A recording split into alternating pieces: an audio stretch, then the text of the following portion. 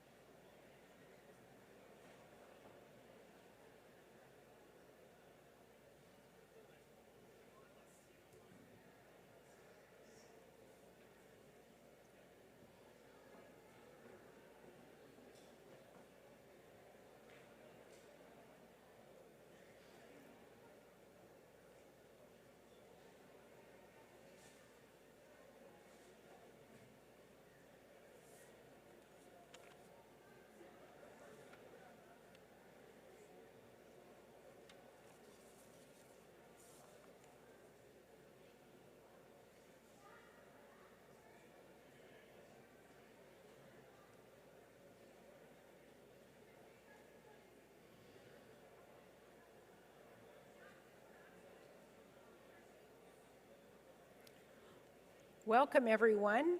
Just ask that you take your seats, and we do have lots of snacks available for after the presentation, and we're going to get started in 1 minute.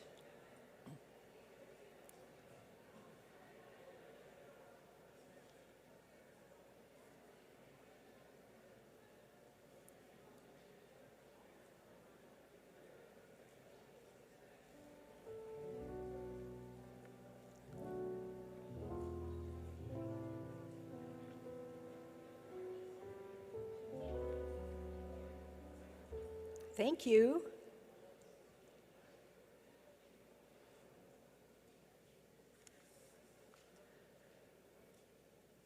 Hello, everyone, and good afternoon, and welcome to Canada, to the City of London, and to Fanshawe College. My name's Wendy Curtis, and I'm the Dean of International at Fanshawe College, and what a privilege it is for me to be here with each of you today. Thanks for coming.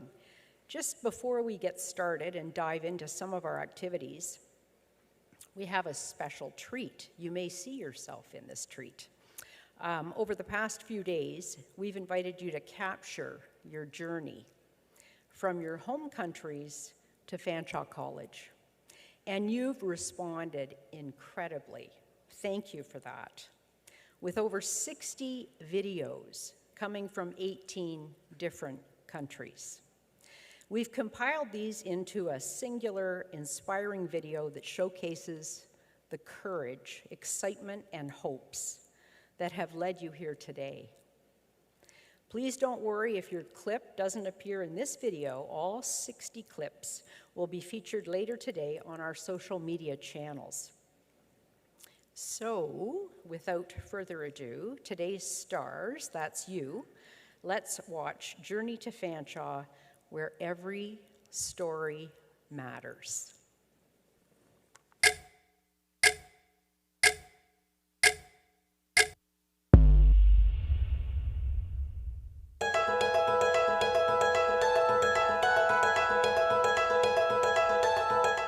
Welcome to Fanshawe College, where your journey transcends boundaries and seasons.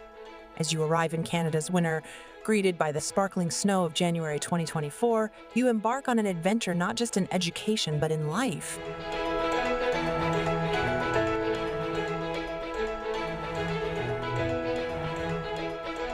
Your decision to join us is more than a choice. It's a leap of faith, a testament to your courage and determination. Your luggage, heavy with winter garments, also carries the weight of your aspirations and dreams, ready to unfold in this new world.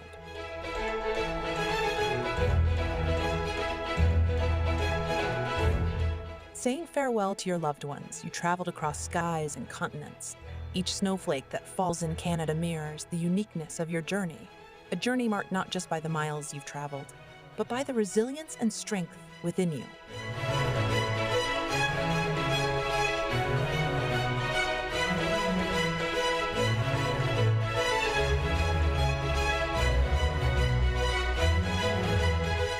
For us, Fanshawe Cares is not just a phrase, it's our commitment to you.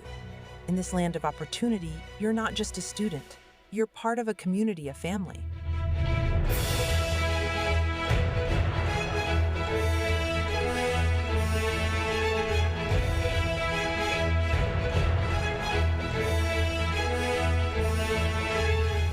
So as you navigate this journey, wrapped in the warmth of our community and the beauty of Canada, remember, being a falcon means soaring high, braving new horizons, and always, always staying Falcon awesome.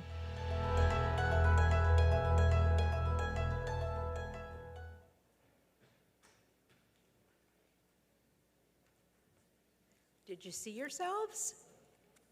I need a nod at least. Yes, for some of you.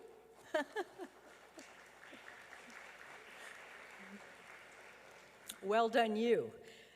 Can you believe it's 2024? The start of a brand new year and a new semester, in a new country, and a new school. How many of you have made a New Year's resolution? Come on, how many? A few. Raise your hands. There's got to be more than that. I won't ask you what it is. And a resolution is a bit like a goal, right? So it's something that is not going to happen unless you do something. You need to take action.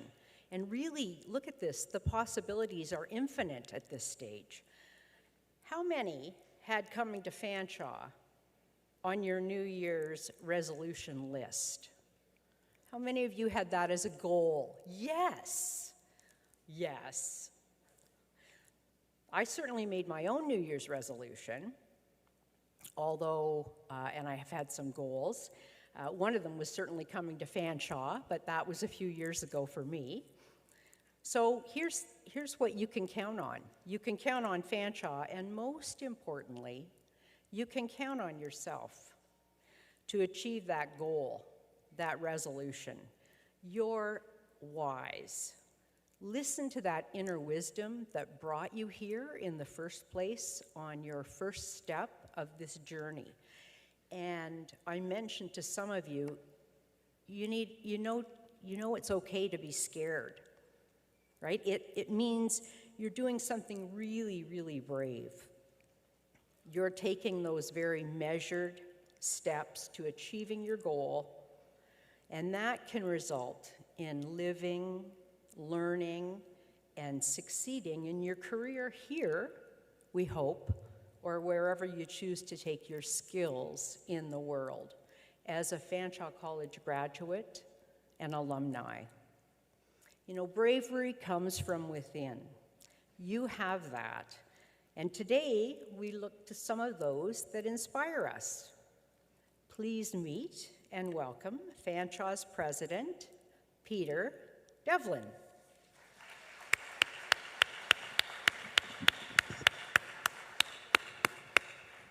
Thanks, Wendy. Happy New Year, everyone. Great to see you all. Welcome to Fanshawe College. Welcome to Canada. Welcome to London and Southwestern Ontario. So excited that you are here. 3,600 students, international, from around the world are joining the 19,000 students already studying at Fanshawe, including 8,000 international students. There are 150 plus countries that are here studying at your college, our college. You bring different languages, different cultures, different approaches. You enrich us so much, and we're so happy that you are here learning and growing. So Fanshawe College is your new home. Take advantage of it. The friendships of the people sitting beside you will be friendships that will last you for the rest of your life. There is so much to do at Fanshawe to learn, but there is great supports, all kinds of great. There's a fantastic wellness center right behind us here. There is the largest recreation program in the province of Ontario offered here at Fanshawe. Take advantage of that because there's so much to do. Where are you from? I'm from the Philippines. And what are you studying? I'm going to study ECE. ECE right here at the London campus on Oxford Street. Welcome. Okay. How about yourself? Where are you from? Brazil. Brazil. Love Brazil. Whereabouts in Brazil? Bahia. Northeast. And what will you be studying? Office Administration Health Service. And you likewise will be studying here at the Oxford Street campus. Welcome. All right, I'm going to just bug a few others here. This handsome guy here, where are you from? I'm from India. Which state in India? Tamil Nadu. Okay, and what are you studying? Construction Project Management. And so you'll be studying London South, I bet. St. Thomas. St. Thomas, regional campus student. Fabulous. Fanshawe has 3 regional campuses in St. Thomas, in Woodstock, and Simcoe. So good luck with your studies. All right, I'm just going to tackle a few other people here before I pass you back to Wendy, if I have time. Wendy, is that okay? It's all good. Okay. Where's home? I'm sorry?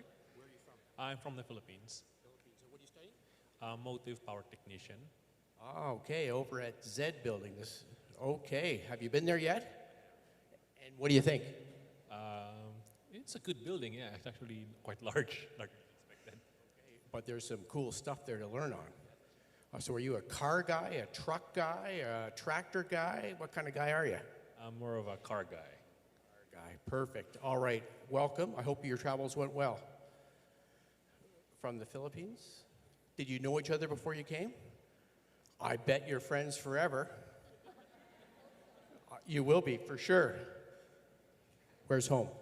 Of Nigeria, What will you be studying? electromechanical engineering.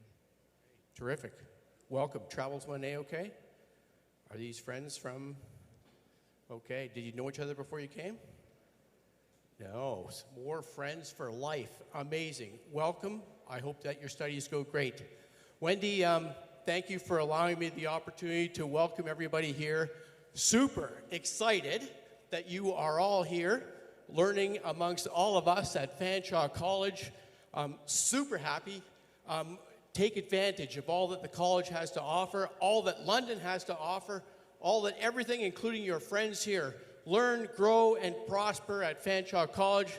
Happy New Year to all of you. I hope 2024 is an incredibly Falcon awesome year for all of you. Wendy, thank you very much for the opportunity. Thank you, Peter.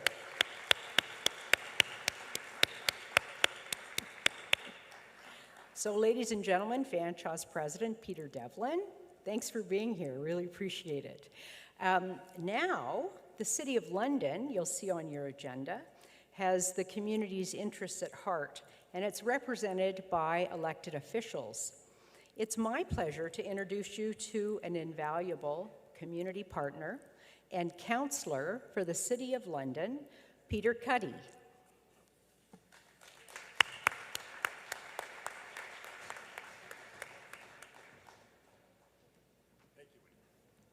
Thank you, Wendy. Before I begin, isn't Peter Devlin incredible? First of all, I couldn't jump off this stage, okay? I want to talk for a moment about leadership before I get into my speech. If you don't have leadership, you don't have anything, because you're floundering. I can tell you right now that this is the best college in this country. You have chosen well. And you've chosen well because we have great leadership and people like President Peter Devlin and Wendy and the entire staff that are here. And you're going to find that out very quickly, that this is a place that you want to come, and you want to thrive, and you want to be a part of. And you will go back and you will tell your friends and your family that Fanshawe is the place to learn. So thank you, Peter. Thank you for being a great president. So ladies and gentlemen, thank you for inviting me today. I'm here on behalf of Mayor Josh Morgan, who couldn't make it today. Fanshawe College is in my ward, Ward 3, so if you need anything in the future that involves the city, please contact my office and I'll get a hold of you right away. So good afternoon. I am truly honored to stand here before you as your city councilor, extending a warm welcome to each one of you from every country that you come from. Fanshawe College is not just an institution, it is a vibrant hub of diverse cultures, dreams, and aspirations that enrich our community and yours. To our international students, many who we've just heard from when Peter Devlin spoke to them, you bring a global tapestry of talent and diversity to our city, and thank you for that. Your presence not only enhances the cultural fabric of London, but also contributes to the dynamic exchange of ideas that make our community thrive. Whether you've traveled across continents or neighboring cities to be here, you're an integral part of our rich mosaic that makes Fanshawe a truly special place. As you embark on this academic journey, know that you are not just students. You are ambassadors of your respective cultures, forging connections that transcend borders. I encourage you to embrace every opportunity Immerse yourselves in the vibrant community life that London has to offer and build lasting friendships that will define your college experience. Our city is not just a destination. It is your home away from home. London welcomes you with open arms, ready to provide support, guidance, and many, many opportunities for personal and academic growth. The local community is excited to learn from you, share your experiences, and create lasting memories together. I also want to assure you that as your city councillor, my office is open to any of your concerns, ideas, or suggestions you may have. Your voice matters, and together we can continue making London an inclusive, welcoming, and thriving community for all. Thank you. Thank you for choosing Fanshawe College and London as your educational and cultural hub. May your time here be filled with success, growth, and unforgettable moments. Welcome and the best of luck on your academic journey. Thank you again.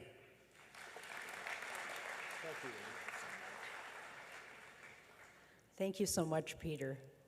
I want to introduce you to a couple other people that matter a lot. One is my boss, so that means he matters a lot. And that is Jeff Wright, who's just going to stand and give us a wave. And Jeff is the Vice President of Corporate Strategy and Business Development. Welcome, Jeff. And the person that ensures your academic experience is top-notch, the one who ensures that the skills that you have ensure you're employable, and when you enter the labor force, this is the person that leads that initiative, our Senior Vice President of Academic, Gary Lima.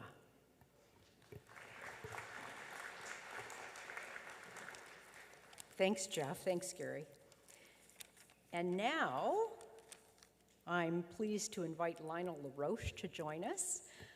Lionel has lived what you are living. The differences, the language, the learning, and of course, because it's Canada, we have to talk about the weather. He has a PhD in chemical engineering and a career in coaching corporations and individuals to embrace the advantages that multiple cultures represent, to realize what different thinking can lead to and where those possibilities might take us. No matter where you're from, Lionel builds a bridge to get to where you want to be. He presents these bridges today. Welcome, Lionel. Thank you. That is a great introduction. Thank you. See, usually people ask me to write the introduction, so then I know exactly what they're going to say. But Wendy wrote her own for me, so that is great. Thank you.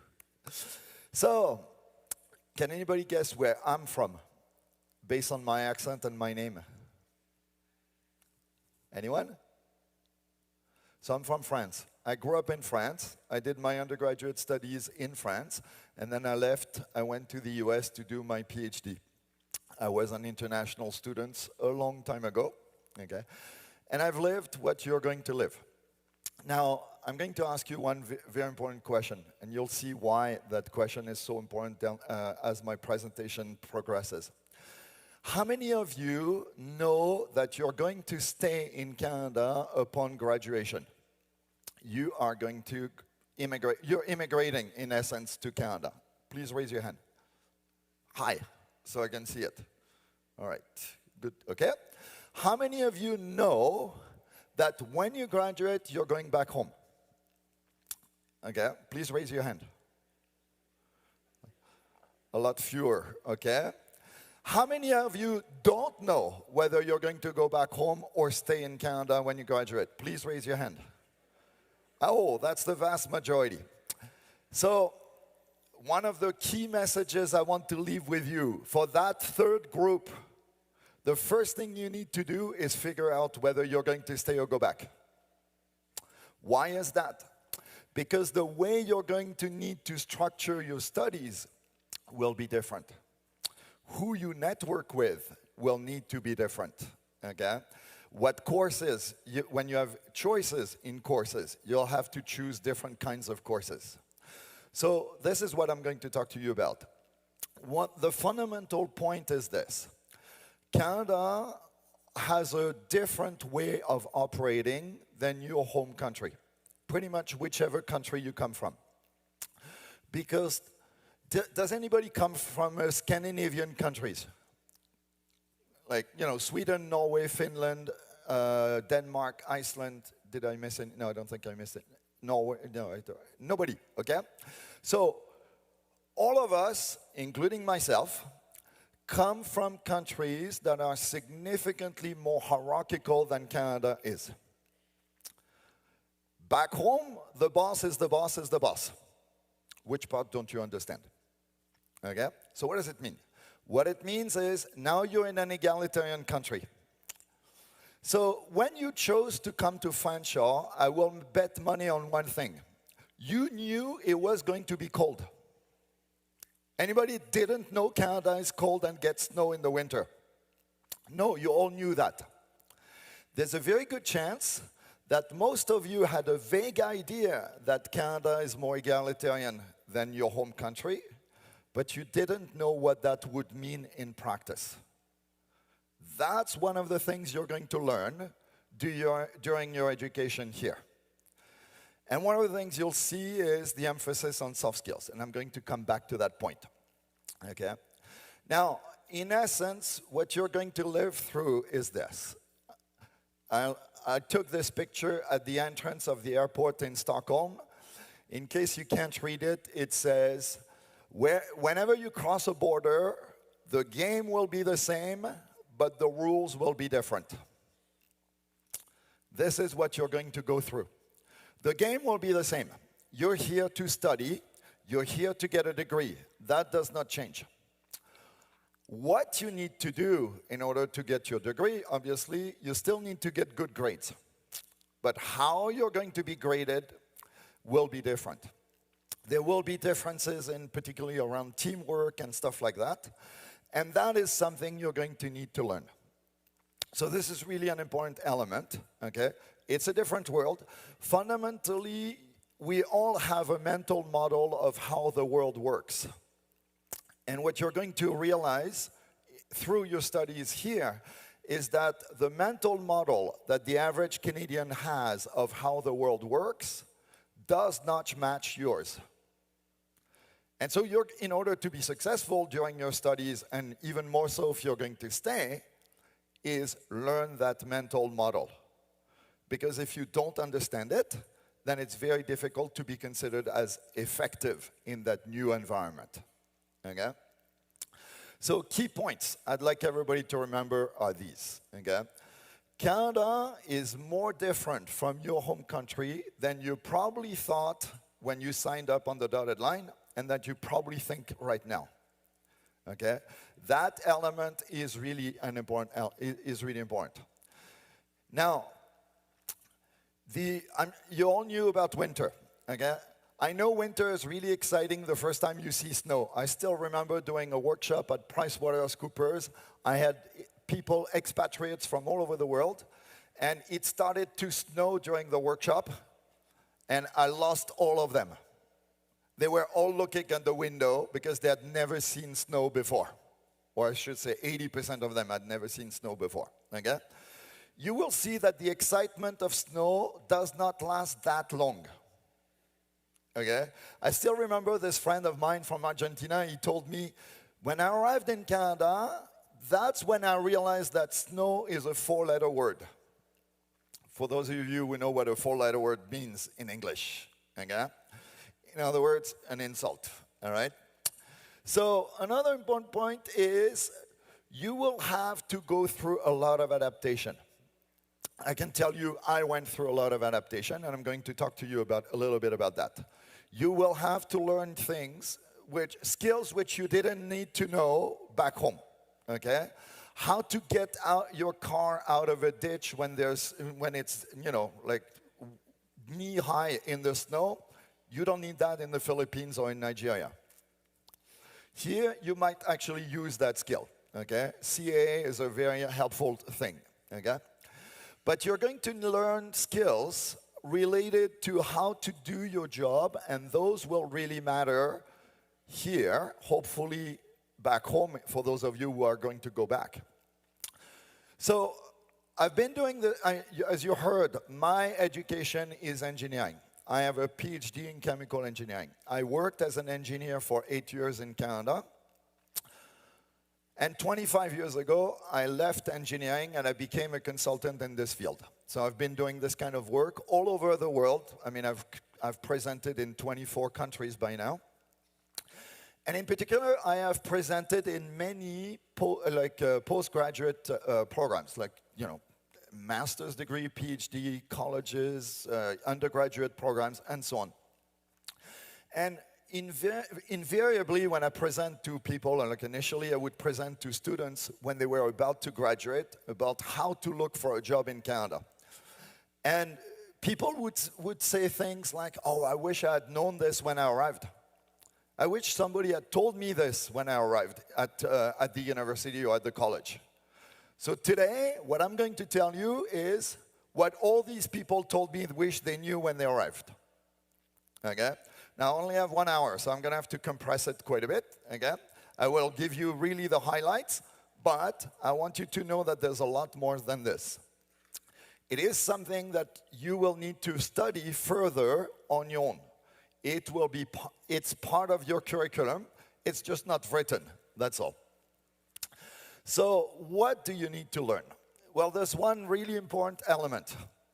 It's the relative importance of technical skills and soft skills.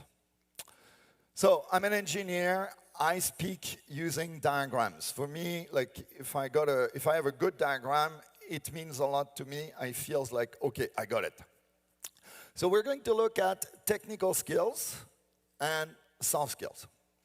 So first of all, what are we talking about? Technical skills, I think it's fairly obvious to all of you. Like if you're going to study project management, then you're probably going to need skills in Gantt charting and, you know, like Microsoft project.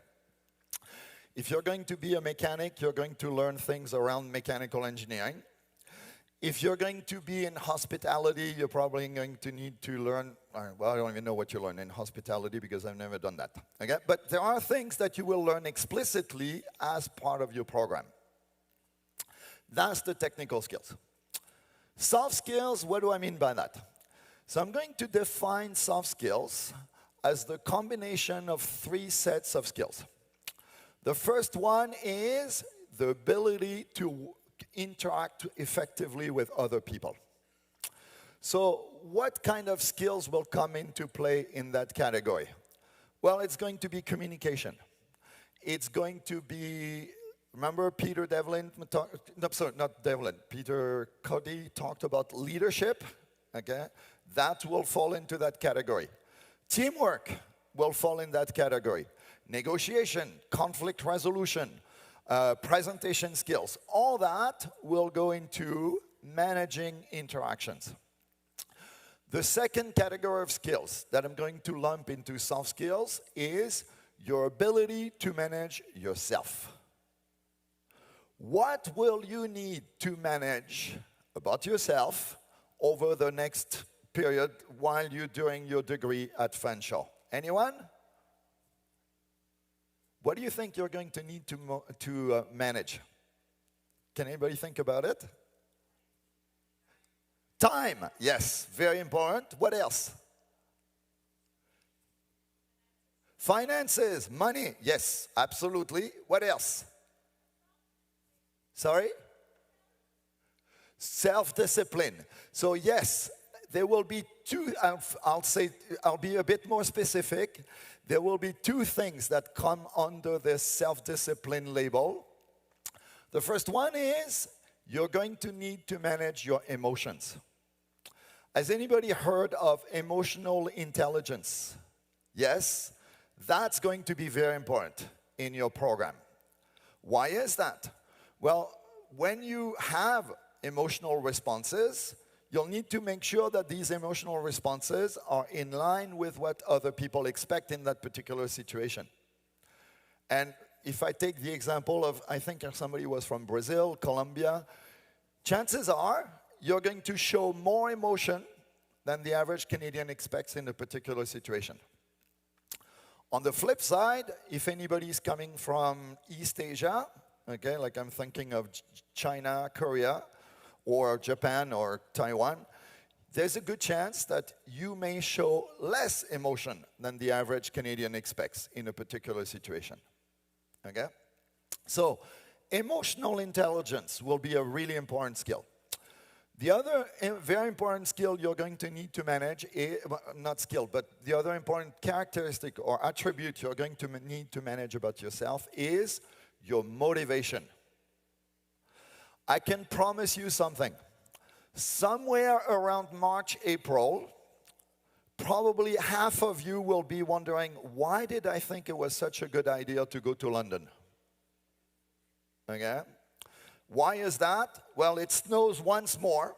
Okay? I still remember when I worked at Xerox, we had a snowstorm on May 10th. The whole office looked like a funeral. Everybody thought we were done with winter, and it's like, oh my God, one more snowstorm. So if Canadians are depressed about snow, imagine what it's going to be for you. Okay? So the point is, managing your motivation and your emotions will be a critical element. So soft skills, managing interactions with others, managing yourself. The third skill or set of skills that I'm going to lump into soft skills is your ability to manage the system. What do I mean by that? Well, let's say you want to take a course, but it's not part of your program. How do you, oh, this is good. Yes, please, all the lights on. If you want to take a course, but it's not part of your program, how do you make that happen? Well, my experience is some of us have much better skills in that area than others. And that's the kind of thing that can make a big difference. Now, I think most of you know that technical skills and soft skills are independent. What I mean by that is somebody can have great technical skills, and that doesn't mean they automatically have good soft skills. When I was at Caltech, we had a professor. He was the epitome of the high technical skills, poor soft skills, absent-minded professor. The guy was the world's expert in his field. He would consult all over the world in his area. But he was so absent-minded that working with him was absolutely no fun. Because what would happen is you would be talking to him, and in the middle of the sentence, he walked away. Why? He had an idea, he wanted to write it down. And by the time he wrote down his idea, he had forgotten he was talking to you. So first time it happened to me, it's like, what did I say? Do I stink or what kind of reaction? He was arrested for pumping gas at a gas station and leaving without paying. He had an idea, he wrote it down, he forgot about the gas. Okay? So if you have good technical skills, it doesn't mean that you automatically have good soft skills. And vice versa. There are people who have great soft skills but cannot turn their computer on. All right? Now, for those of you who are going to stay in Canada, you will see that when you graduate and you join an organization, you will probably be placed on a grid like this one. Low, medium, high on each axis. Because that's pretty much the way large organizations, at least in Canada, will categorize their people. Now, where do you think the average Canadian will place the average international graduate of Fanshawe College? You know, when you graduate, where will Canadians place you on this diagram? Anyone? Where do you think you're going to end up? Please shout it out. So, on the technical skill scale, where will you be? High. On the soft skill scale, where will you be? Low. You will end up there. Why? So why do you have high technical skills? Well, you wouldn't be here otherwise. Fanshawe selected you because you have good technical skills. It is a lot easier to evaluate technical skills on paper, like in a resume or something like that, than your soft skills. Now, this is really an important point. Why will you have poor soft skills? Are you sons of or daughters of bitches? No. Why is that? Soft skills are measured by cultural standards. This is a really important point, okay? When I was in France as a student, I was considered as having high soft skills. I was the captain of the rowing team in my university. I was the treasurer of the first career fair. Actually, a buddy of mine and I attended a career fair in another university and figured, we don't have one, we should, okay? And we made it happen. And 35 years later, they still have a career fair every year at that university. And I was also the maître d' in a restaurant. So obviously, all situations that require high soft skills. When I arrived in Canada, my soft skills went instantly from high to low. I did not change on the flight. What changed was the criteria that the people around me were using to measure my soft skills. If any of you has worked with French people, you probably have an idea of why. Because the problem for me was feedback. When I gave negative feedback to people, it was blasting, okay? Well, the average Canadian will give you a feedback sandwich. So a feedback sandwich sounds like this. Or you may look, great work. You may look at section 3 some more, but overall, you did a good job. I like your report, okay? That's a feedback sandwich. Now, what does it mean? You need to work more in section 3. Now, the way I delivered the same feedback was, section 3 is wrong, redo it. Because of that difference, when I was working at Procter & Gamble, no technician wanted to report to me. I wish I was kidding. The crux of the matter is this. What are the relative weights that people place on technical skills and soft skills? Okay? Now, remember I said Canada is an egalitarian country. Now, I'm going to use an average here. If I do the average of all the jobs that Fanshawe College graduates can do, what I find is these jobs in Canada will require approximately the same amount of technical skills and soft skills. What I mean by that is people will place as much weight on soft skills as they place on technical skills. Now, obviously, that's an average. Some of you will be in aircraft maintenance. Technical skills are likely to matter more to people who do aircraft maintenance than people who are in hospitality, okay? Particularly if you're at the front desk. So, but at the same time, if I do the average of all the jobs that you can get, it's going to be 50-50. With 50-50, lines of equal value will be diagonal. What do I mean by that? Anybody along this line brings the same value as the person on the top left corner. In other words, as you, okay? They bring as much value as you do.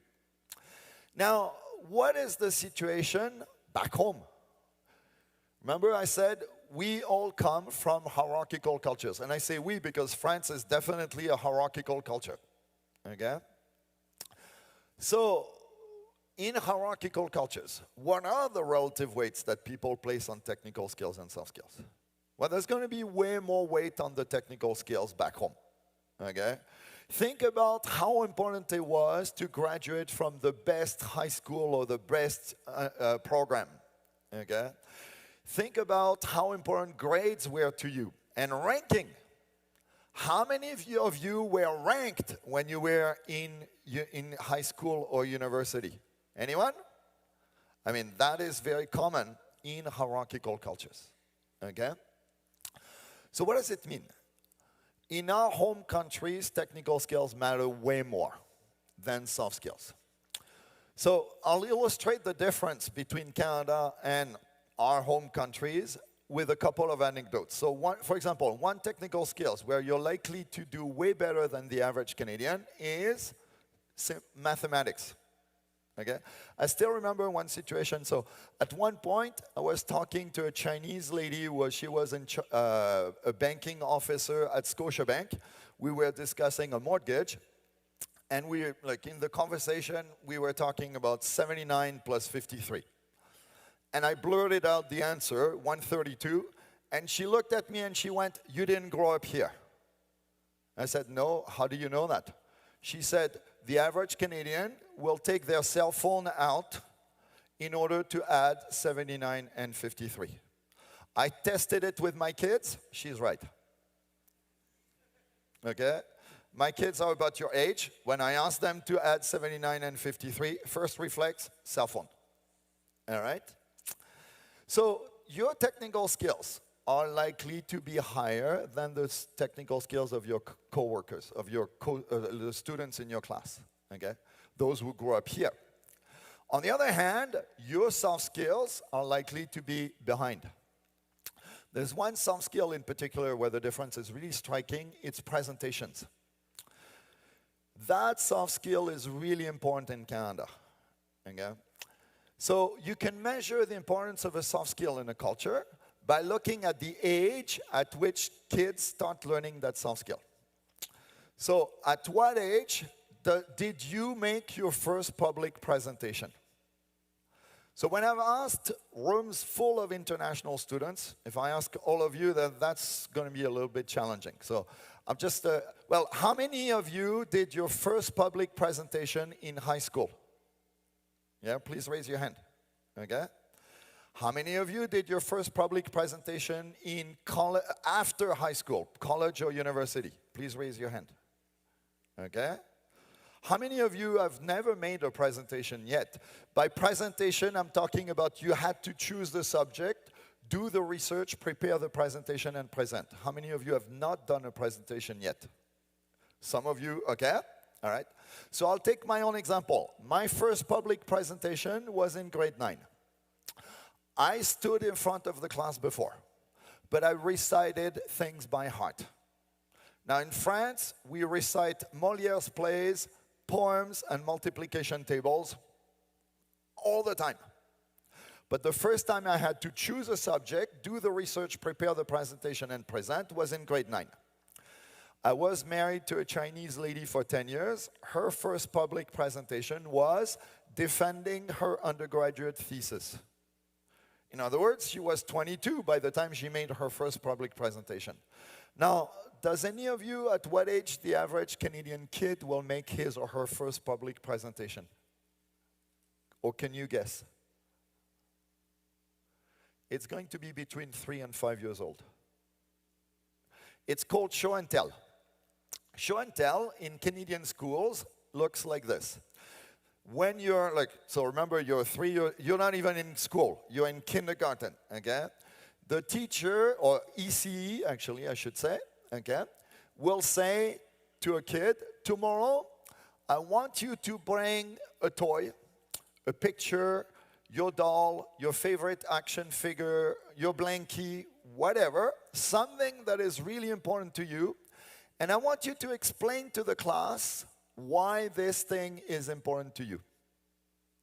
That is show and tell. That is the first public presentation of just about any Canadian kid. And trust me on this one, because I followed my kids when they were going through the school system in Canada. They do a lot of presentations. They're pretty much, in high school, they do pretty much one every term, every subject. I still remember when my son was in grade 11, he took chemistry. And the summative project, so the thing you do at the end of the term, was prepare a portfolio for a famous chemist. I remember he chose Avogadro. And I remember I was looking at him preparing that portfolio for Avogadro and thinking, well, how much chemistry is he learning? I can tell you the answer was not much. Okay? But that wasn't the point. The point was practicing soft skills. Now, what does it mean? I really want to encourage you, because many foreign students will do one thing. When there is a group project, we get together, right? Now, if you come from India, there's probably enough Indians in your class, you can create a group. A team, entirely Indian team, okay? And then you're going to work together. Great. What's the downside? What are you not learning? You're not learning teamwork in the Canadian sense of the word. I want to encourage you to not create groups like that. The other thing I want to encourage you to avoid, that one is you have 5 people who come from the same country and who are going to rent an apartment together. Okay, I see that a lot among Chinese or Indian students. Okay, I mean, I'll take the example of Chinese students because it's really striking. Okay, a group of Chinese students who rents an apartment together like this will probably practice English less in Canada than they would have back home. I know it sounds really strange, but back home they had 3 hours of English mandatory. Whereas here, they don't really have to. Yeah, they listen, but they don't speak in English, okay? So you need to speak. You need to listen. You need to practice, in particular, getting your ear accustomed to, for example, Canadian accent. So the way I did it was by listening to the CBC. Because I remember being in meetings and I would understand, particularly if it was a conference call, I would understand 60% of what was said, and I really needed to understand 100%, okay? So back home, there's way more weight placed on technical skills than on soft skills. So in our home countries, lines of equal value will be almost flat, okay? Is everybody with me up to this point? Make sense? Yeah? All right. So this is the reason why so many of us get so frustrated at some point in our career. It's going to look like this. We, foreign students, candidate A, top left corner, high technical skills, poor soft skills by Canadian standards, are competing with somebody born and raised in Canada, or another foreign student, but who did their high school studies in Canada. You will see a number of them in your class, okay? I'll call that person candidate B. That person doesn't have as good technical skills as you do, but their soft skills by Canadian standards are way better than yours or ours. Now, if A and B are competing for a job, a promotion, an internship, a scholarship, an award, who is going to get it? B will get it, okay? Now, how will candidate A, meaning us, interpret the situation? It's unfair. It's discrimination. Why is that? By our standards, we bring more value than they do. I'll take my own example to illustrate this point, because this is really important. When I was at Procter & Gamble, I competed with a guy for a promotion. So I'm candidate A, he's candidate B. His first name was Craig. I have a PhD, Craig has a bachelor's. No technician wants to report to me because of the way I give negative feedback. He's quite popular among technicians. What do you think happened? He was promoted. Not only that, they made him my boss. That was adding insult to injury. Okay? What was my reaction? Now, I'm not proud of it, but I can tell you, unfortunately, that is what I did. Okay? I had good enough technical skills that I could make sure my area was clean and I would let everything fall around me. I made his life hell, literally, okay? Now, I won the battle and lost the war.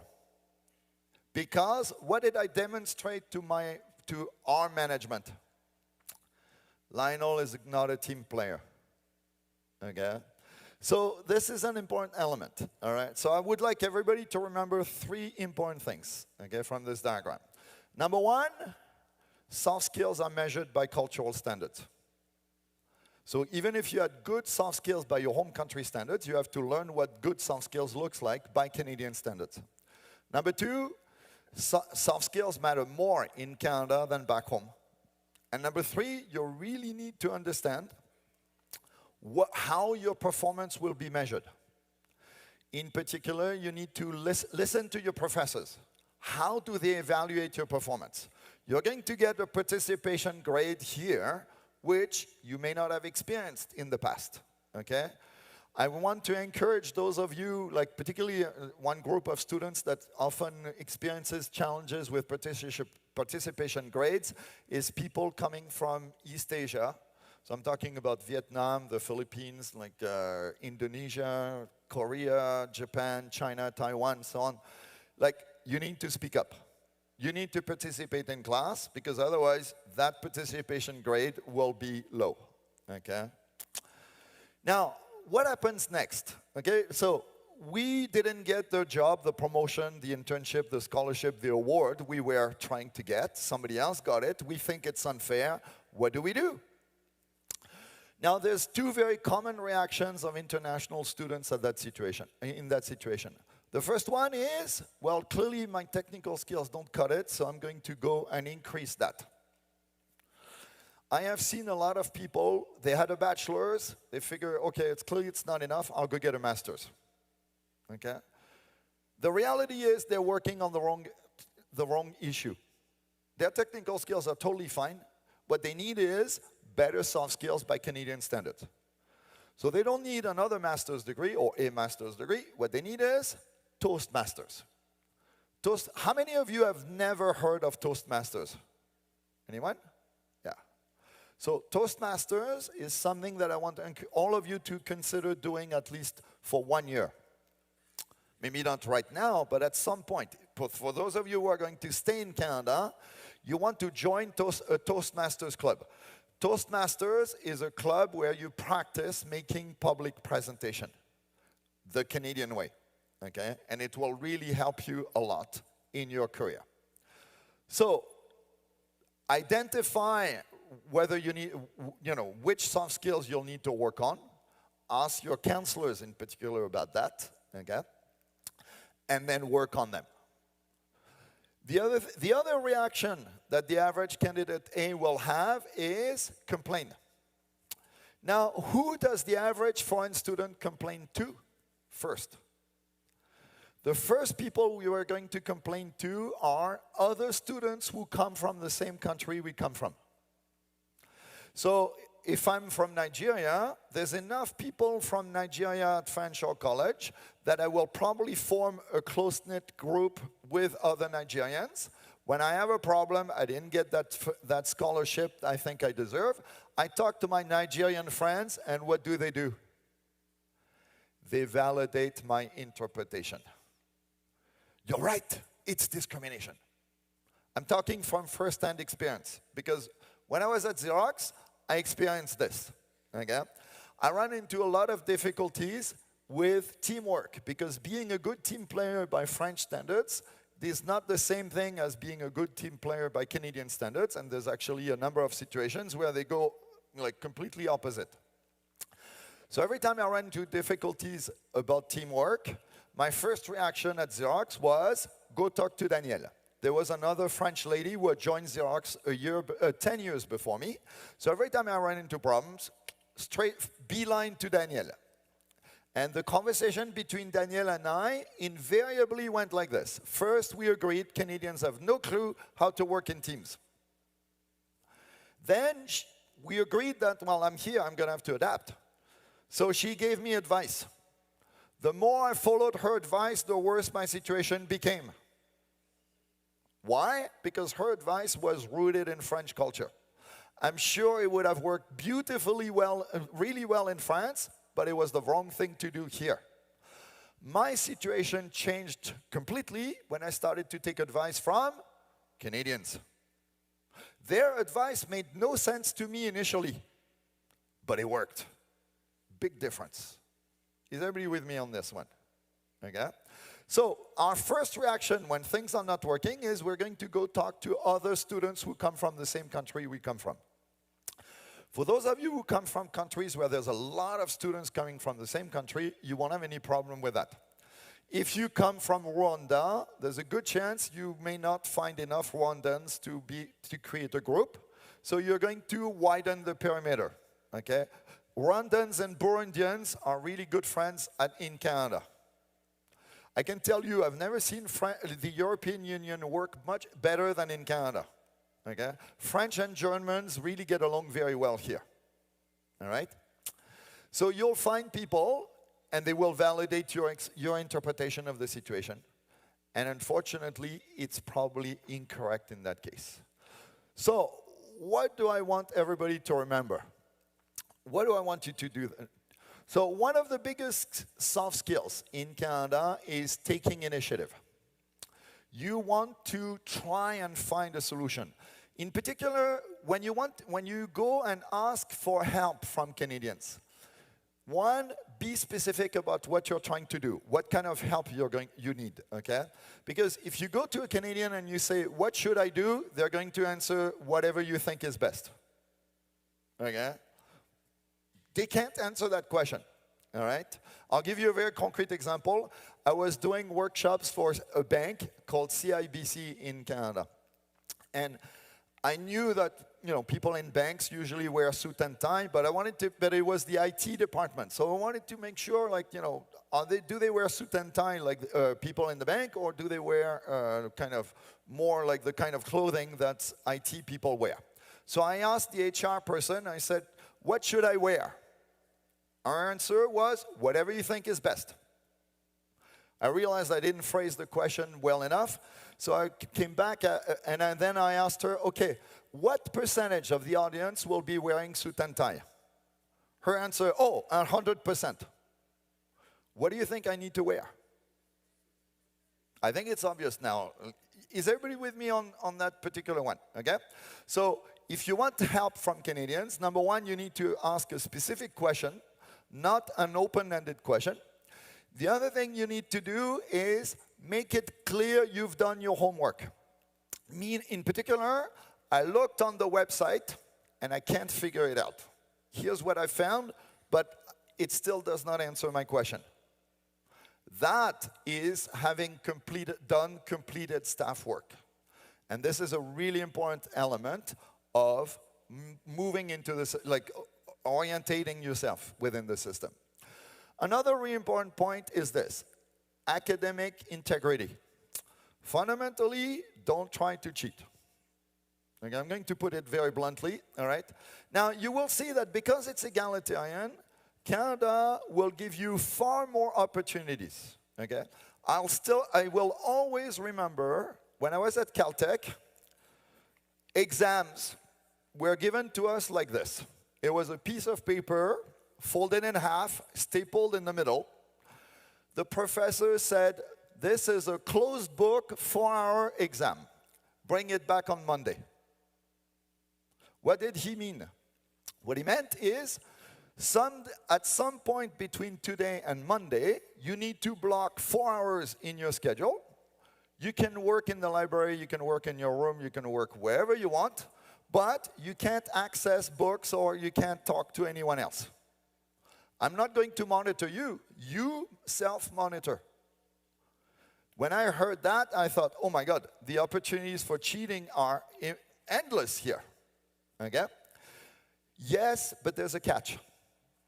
The catch here is the consequences of being caught cheating are vastly different than what happens back home. In France, if you're caught cheating, you get 0 on the exam, done. And everybody moves on. You won't be labeled a cheater. People will just say, well, you made a mistake. Now, if you're caught cheating 3 times, now that you got a problem. In Canada, you do not get, you only get 1 chance. If you're caught cheating, you automatically, immediately, you will be labeled as cheater. Now it's a personality trait in their mind. Your reputation is downgraded significantly. okay? And people will doubt everything you do from that point on. That's the biggest part. So, yes, you will find that it is possible to cheat way more easily here than back home. But no, I really want to encourage you to follow the rules, because the consequences of being caught when cheating will be much more dire here than back home. You won't get a second chance, in essence, okay? So, another big one is learn to study independently, okay? And you apply your learning in your open-ended assignments. When I did my studies at Caltech, I still remember, like, there were assignments that had no answer, or other assignments had more than one answer. I had absolutely no idea how to deal with assignments like these, because in France, all the assignments had one right answer. The professor had it, or it was at the back of the book. Okay, and I just had to figure it out, all right? So, learn to work in teams the Canadian way, okay? I'm sure you know how to work in teams the Filipino way, or Brazilian, or Indian, or Nigerian, or Nepalese way, whatever it is whichever country you come from. But it's a different way, okay? So, and the very big thing, take full advantage of the support that is available to you. Now, as I said, don't go to people asking them, what should I do? You won't get any practical answer to a question like that, okay? If you come with a question like, I am trying to accomplish X, how do I do it here? That's the kind of thing people can help you with, okay? Now, one other important thing I want to suggest is this. Coming from hierarchical cultures, we tend to think of ourselves as generalists, okay? I mean, I've worked with many immigrants who had like high degrees, like masters or PhDs, and they were looking for employment, and I was helping them find jobs. And invariably, when I asked them, what did you do? They would give me an answer which sounded like, I can do everything. So if I can phrase it, like I remember one person who told me, I'm a software engineer, I can do anything with computers. An architect told me, I'm an architect, I can design any kind of building. A civil engineer told me, I'm a civil engineer, I can build anything. Okay? The point is, that's the way we learn to think back home. Okay? And my undergraduate undergraduate program was called École Polytechnique, which is exactly that. Okay? You touch a little bit of everything. Here, that doesn't work. People are looking for specializations. Okay? I don't know if you remember the questions that Peter Devlin asked one of you when, I can't remember which one, I think it was around mechanical something. Okay? And he asked essentially car, trucks, or what else? Like, I can't remember what it was. In other words, within that program, you have subdivisions.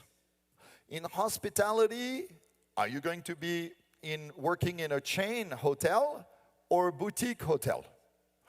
If you're going to work in restoration, like in a restaurant, will you be a server? Will you be a host or hostess? Will you be a maître d'? Will you be a cook? Obviously, those are very different skills. Okay? And what kind of restaurant will you work in? A cafeteria, like mom and pop restaurant, a fast food restaurant, all like a high-end restaurant. All these things are different by Canadian standards. So it's really important to understand what kind of specialization do you want to have by the time you graduate. That's not an easy question to answer, but if you're going to stay in Canada, that is the question you need to answer. Because by the time you graduate, you need to be able to describe your specialization. And usually it's described by the answer to a very simple question: what problem are you good at solving? That's the fundamental question you need to ask yourself, okay? I'm going to end with, before we get to Q&A, I'm going to end with a very important element, which is culture shock, okay? So I'd like you to think about this. How are you likely to feel over the time that you're going to be in London for doing your degree at Fanshawe College. Okay? So we're going to look at it like this. Average will be you feel okay, just like you felt back home. Low obviously means you don't feel as good as back home. High means you feel much better than back home. Okay? So, and we're going to look at it over time from the moment you were accepted by Fanshawe College, the moment you arrived in Canada, first term, then summer next year, and then the time you graduate. What is likely to happen to your emotional state? Okay? Now I'm going to draw it as a smooth curve, okay, but it's not smooth in most cases. There can be a lot of fluctuations around that, okay? But generally speaking, what happens is something like this. Most of you are likely to experience something like this. What I mean by that is, right now, if you've just arrived in Canada, or you arrived last week kind of thing, or the last month, okay, life is great. You've seen snow for the first time for some of you, okay? It's a completely new environment and you're learning so many things all at once. You're meeting new people. It's very exciting, all right? Now, usually the novelty wears off much faster than the challenges. So what does it mean? Well, usually somewhere around the end of March or April, some of you are going to start thinking, oh my God, what did I get myself into? Why is that? Well, back home you were getting good grades, and now you do even more work and you don't get as good grades as you did back home. Or some of you will have to do their driving test and you fail. I still remember failing my driving test in California because the instructor, the examiner, asked me to do a U-turn without going into a driveway. The lady had a Southern American accent. I did not understand any word except U-turn and driveway. So what did I do? Did a U-turn going straight into a driveway. I failed. Okay? It's like I'd been driving for many years in France, no accident. I failed. All right? I can tell you I was not a happy camper that day. So that's what I mean by your mood is likely to fluctuate, okay? But somewhere around late March or April, you're likely to feel like really down, okay? There's one more snowstorm, and it's like already late April, and you thought it was done for the year kind of thing, okay? Or you have assignments that take way longer than you expected, and so on. So fundamentally, culture shock. So essentially what happens to people is this. You have a honeymoon phase. Life is wonderful. Then you have a culture shock phase. Okay? Culture shock is what happens to people when your ability to cope with change is exceeded by the amount of change you're asked to do. How many of you remember the pandemic? Everybody should by now. Okay? You all experienced it, right? The pandemic is the closest you've experienced to culture shock so far. Because during the pandemic, many aspects of your life changed all at once based on exterior criteria, exterior forces that you couldn't influence. Okay? And you had to adapt. And some people did not enjoy it very much. I'm sure you've seen images of people like anti-vaxxers and so on. So the point is, this is what happens to people when their ability to cope with change is exceeded. They reject further changes, okay? And their mood is completely down. After that, eventually you kind of adjust, all right? Some of you will end up higher than the dotted line, meaning you'll feel better in Canada than you would have back home. Some of you will feel lower. Most of you will feel like the same, like you get back to equilibrium, if I can put it that way. Okay?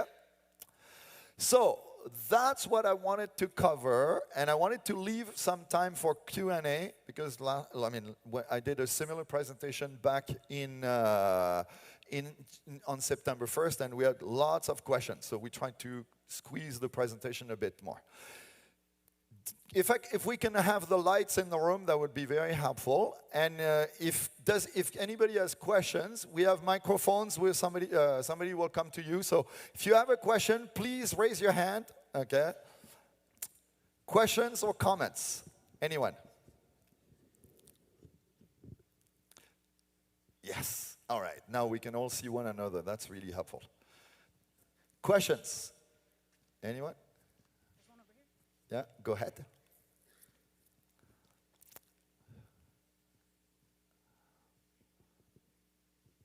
Hey there.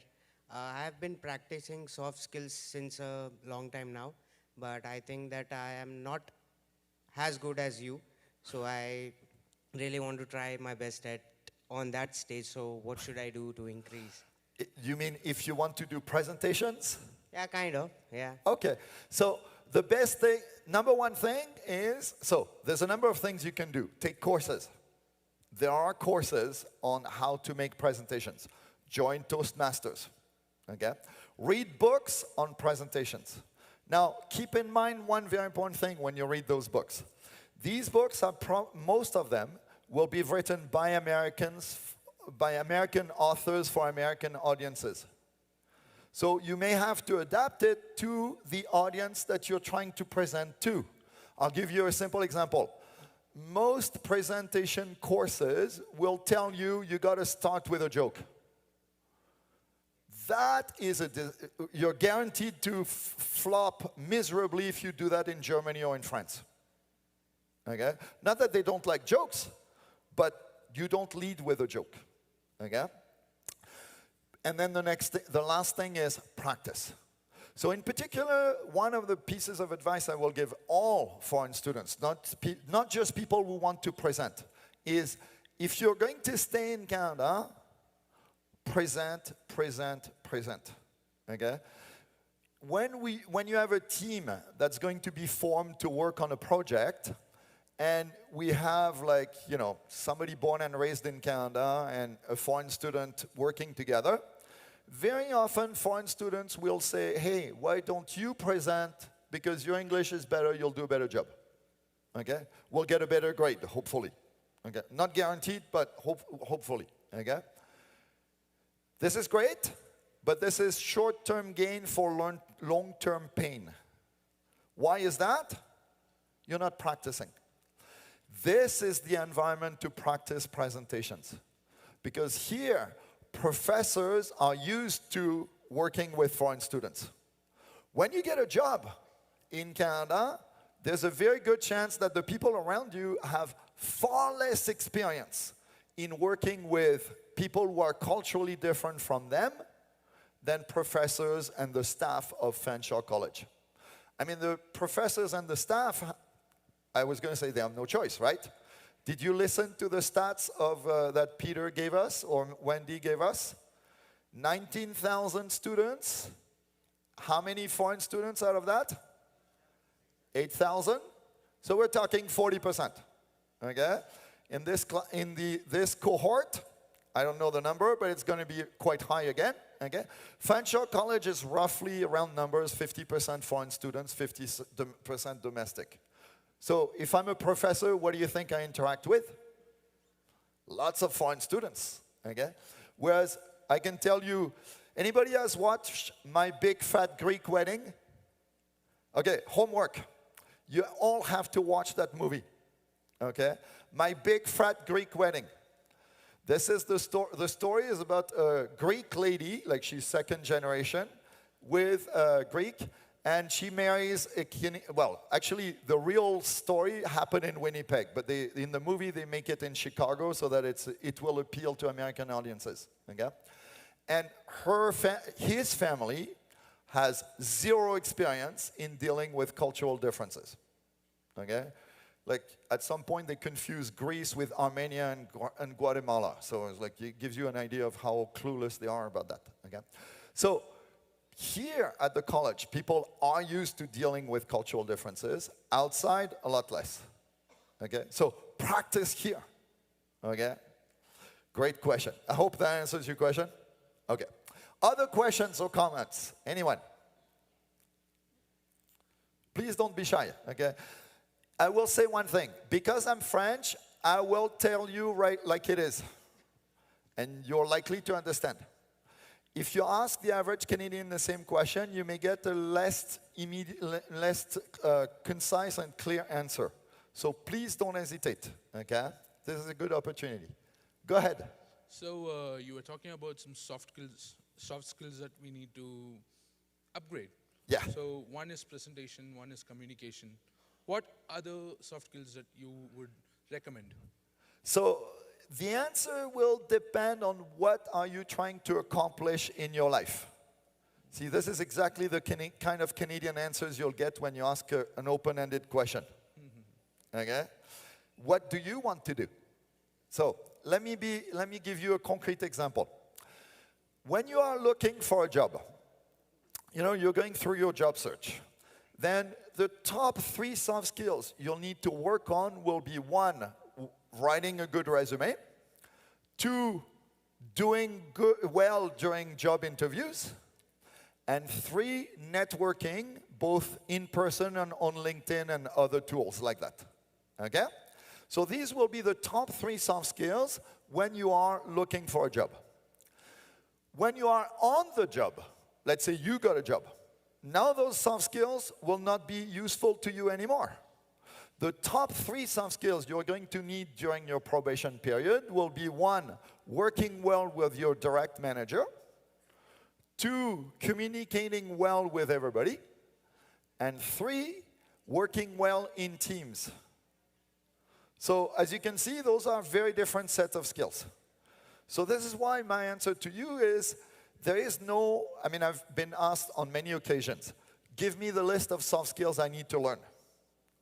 And the answer is that list is so long it's not going to be practical for anyone to manage. So you will need to figure out, given where you are and where you want to go, which soft skills do you need to work on the most? Because, and I say, my experience is, you can only tackle 3 soft skills at a time.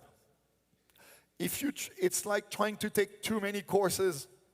There's so much homework, you won't be able to do well in any of them. So you need to narrow it down to 3 soft skills and tackle 3 soft skills at a time. When you've mastered one of them, you can move it out of your top 3 and then you can take on a new one. Okay? Does that answer your question? Yeah. All right, thank you. Other questions or comments? Yes. Hang on. We're going to do it this way.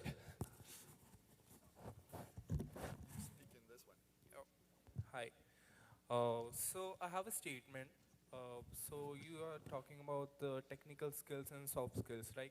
So I feel like the soft skill is something like which we can develop naturally as well. Yeah. And the second thing is, if you just give an example about technical skill and soft skill in which you're given your example, like there was a Canadian guy who was a bachelor and you are a PhD, but he got a promotion and you didn't.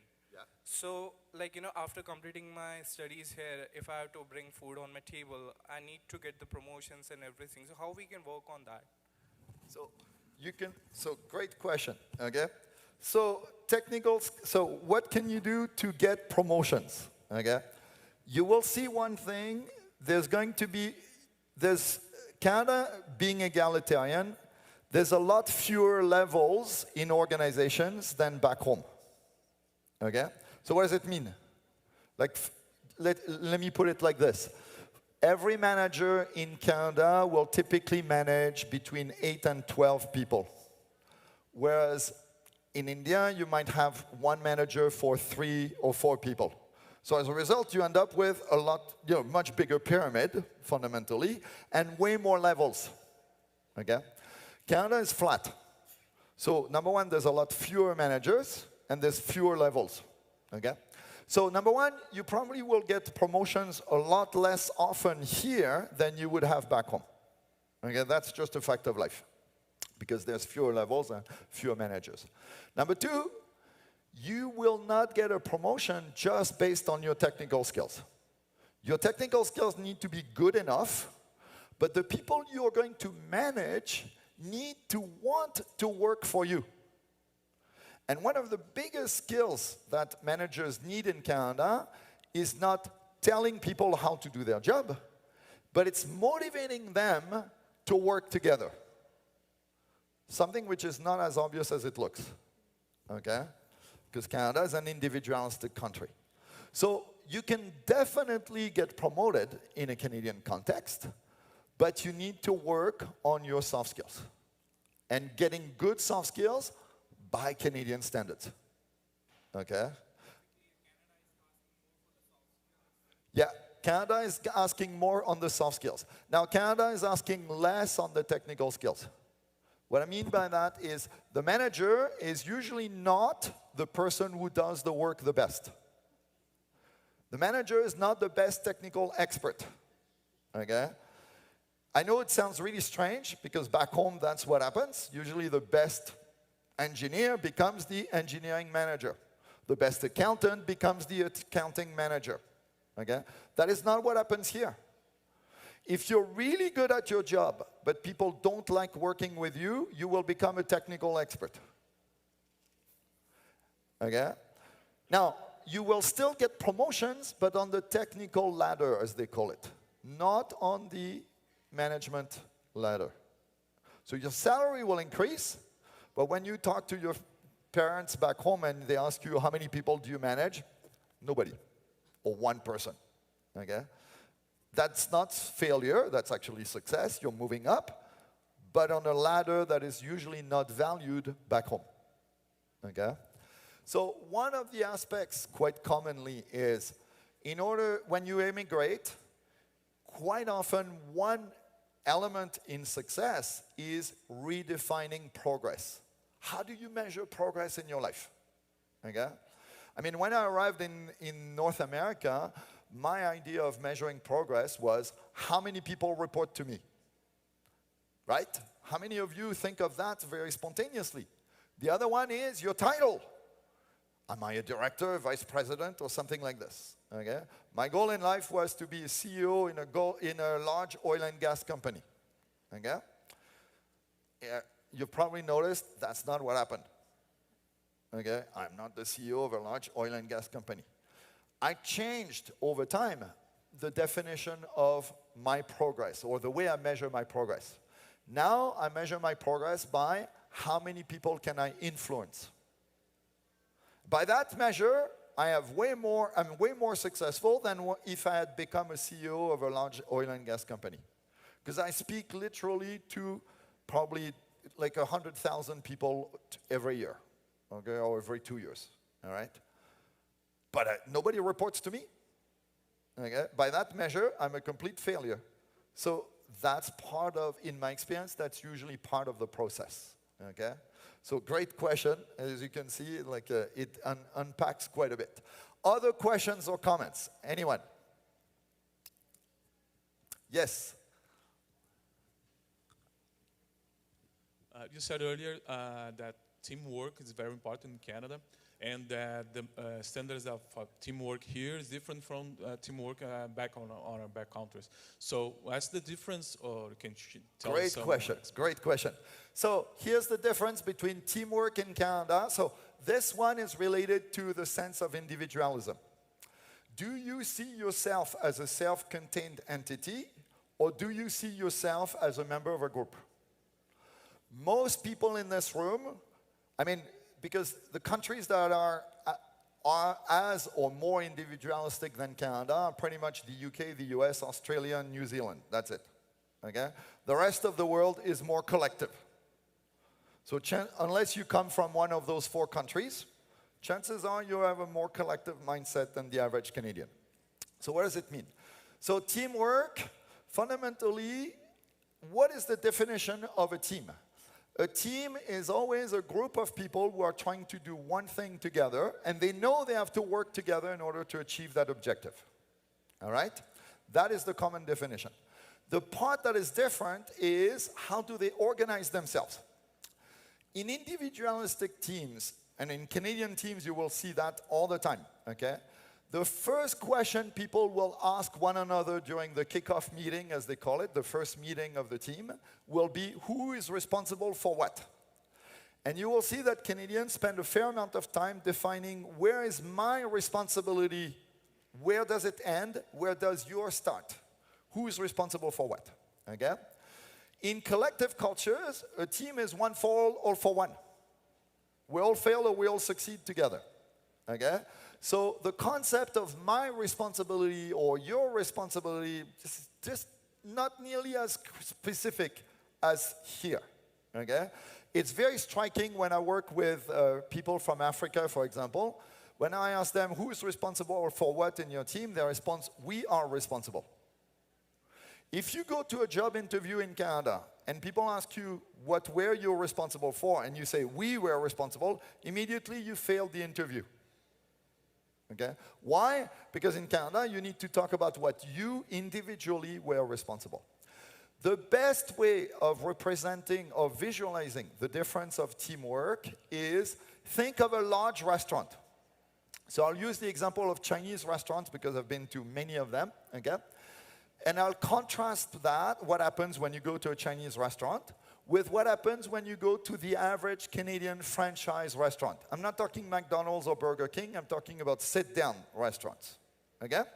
So, I don't know if any of you has been to Montana's. If you've had a chance, Montana's, let's see, Earl's, Boston Pizza, East Side Mario, any one of these franchise places. Okay? You walk in, what will happen? There will be a host or hostess, takes you to a table or a booth, you sit down, that person disappears, somebody else shows up, and they're going to tell you something like this. Hi, my name is Lionel, I will be your server tonight. What does I will be your server tonight mean? What it means is, don't ask anything from the others. I'm the one responsible for you. Okay? The other thing it says is, your tip will go to me. If you're happy, you know what to do. Give me a good tip. If you're not happy, same thing. Well, not give me a good tip if you're not happy. Obviously, the opposite. Okay? So, if you're in a Canadian restaurant and there's nobody around you and you haven't seen your server for a while and you want to ask for, I don't know, a glass of water or whatever, and you see another server walk by, okay? You call them. What will they tell you? They will say, I will go get your server. What does it mean? I'm not responsible for helping you. So I'm not going to bring you the glass of water. I will go get the person who is paid to bring you that glass of water and tell them you want a glass of water. See the difference? Now, back home, what did we expect? Well, if you go to a Chinese restaurant, it's really striking. You walk in a Chinese restaurant, the host or hostess brings you to a table, they disappear, and then a server shows up, and what do they say? They don't tell you their name. They just say, what do you want? Because their name is immaterial. Because next time somebody comes, it will be a different person. Okay? When you raise your hand in a Chinese restaurant, the person who comes is whoever's closest to you at the time you raise your hand.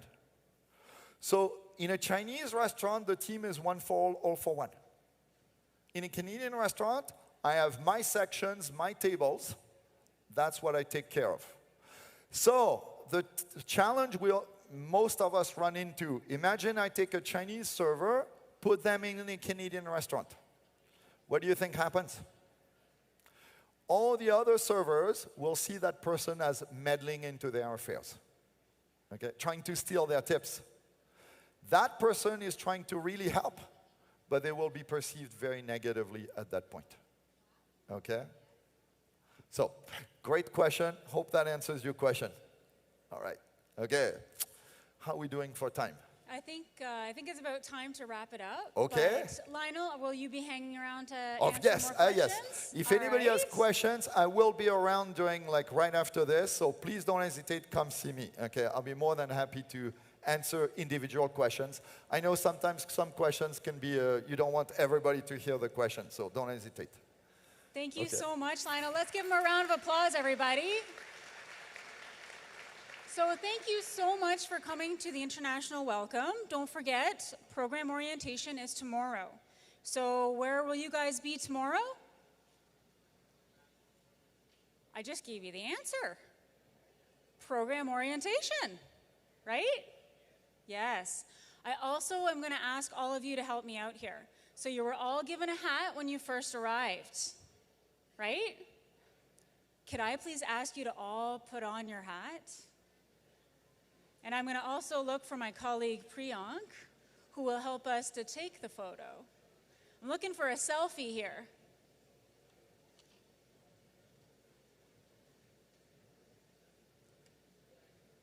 Yeah, oh, look at that. Oh, you guys all look so good.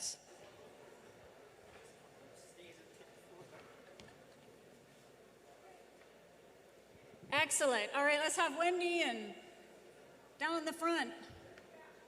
All right, does everybody know what a falcon is? Anybody? A falcon?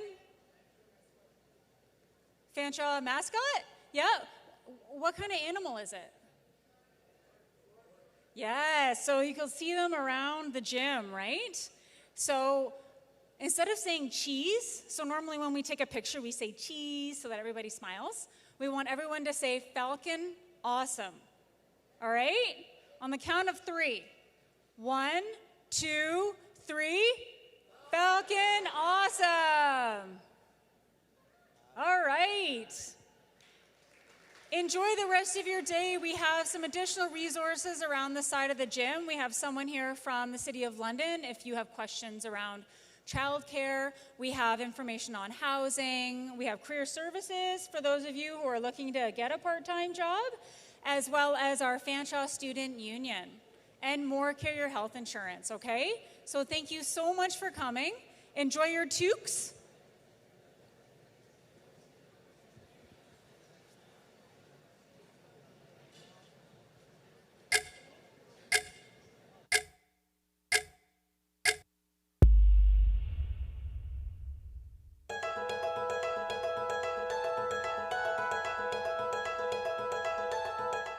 Welcome to Fanshawe College, where your journey transcends boundaries and seasons.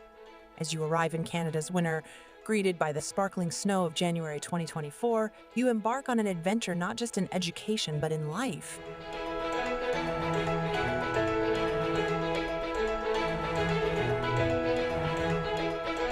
Your decision to join us is more than a choice.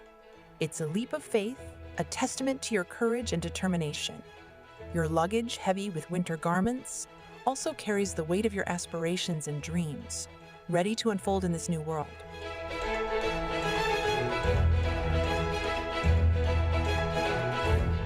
Saying farewell to your loved ones, you traveled across skies and continents.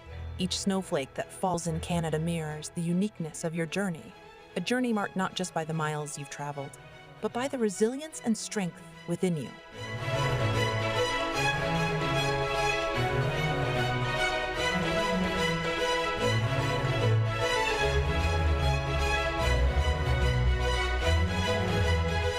For us, Fanshawe Cares is not just a phrase, it's our commitment to you.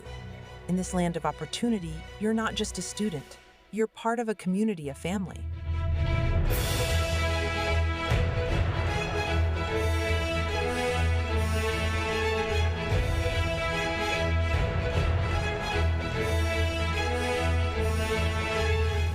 So as you navigate this journey, wrapped in the warmth of our community and the beauty of Canada, remember, being a falcon means soaring high, braving new horizons, and always, always staying falcon awesome.